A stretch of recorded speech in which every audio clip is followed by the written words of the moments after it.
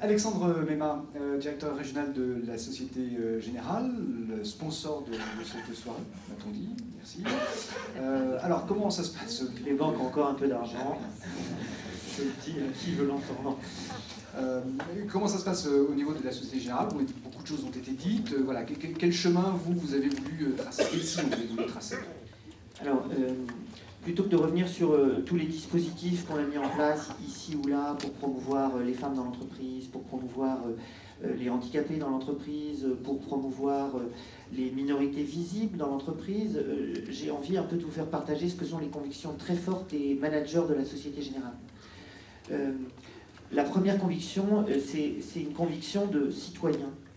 C'est-à-dire, l'égalité, la promotion de l'égalité des chances, c'est certes l'affaire de l'État, c'est certes l'affaire des collectivités publiques, mais c'est d'abord l'affaire de chacun d'entre nous. Et je pense que nous, les patrons d'entreprise, on a en la matière une responsabilité qui est immense. Et on travaille beaucoup à la Société Générale pour essayer de convaincre l'ensemble de nos managers de la responsabilité individuelle qui est la leur dans la promotion de la diversité dans l'entreprise. La deuxième conviction qui est la mienne, c'est celle de l'économiste.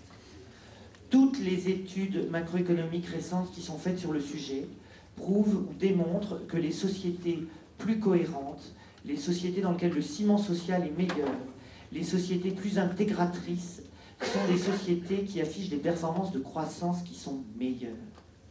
Et on le voit bien, nous, au quotidien, au sein de nos équipes.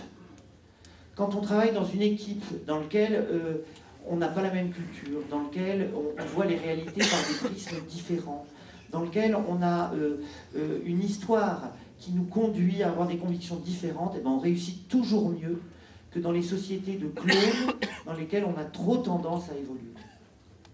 Ma troisième conviction, ben c'est une conviction d'employeur, et Pierre le disait tout à l'heure très très bien dans ses mots.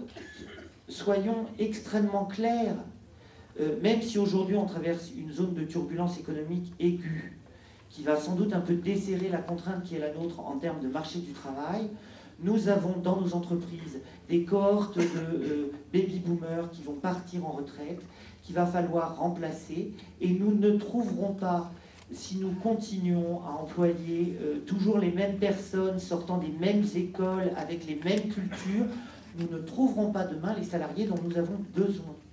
Il est donc indispensable pour nous de développer des approches plus créatrices, plus ambitieuses, et d'aller vers ceux qui aujourd'hui sont plus loin de l'emploi, mais qui ont des talents et des capacités dont nous avons besoin. C'est ma troisième conviction. Ma quatrième conviction, c'est celle d'un représentant d'une grande entreprise de service qui s'adresse au plus grand nombre et qui trouve illégitime de ne pas avoir des équipes ou des salariés qui soient cohérents ou qui ressemblent à nos clients. Ça, c'est ma quatrième conviction. Puis la cinquième, je pense que un grand groupe comme le nôtre, ben finalement, ou comme EDF, ou comme J, je pense que, compte tenu de ce que sont nos facilités, compte tenu de ce qu'est l'ampleur, je veux dire, des recrutements qu'on est conduit à faire, compte tenu de notre responsabilité citoyenne en tant qu'entreprise présente sur l'ensemble du territoire, je pense qu'on a un devoir d'exemplarité. Voilà, je voudrais conclure juste en rappelant à tout le monde dans l'Assemblée que la France est en retard. Il suffit pour s'en convaincre de regarder deux choses. Voyez vivre un handicapé à New York et à Paris, vous aurez compris à quel point nous sommes en retard. Deuxième élément, regardez le nombre de femmes que nous avons dans les comités exécutifs et dans les conseils d'administration. Mon Dieu, quelle est importante cette richesse dont nous nous séparons. Voilà. Dernier mot, la conviction de la diversité chez moi, elle est longuement mûrie. Hein. Quand on est un homme blanc de 40 ans, on a souvent tendance à la considérer d'abord comme une menace. Je suis persuadé que c'est une chance. Merci. Merci pour ce plaidoyer. Merci beaucoup, monsieur Mema.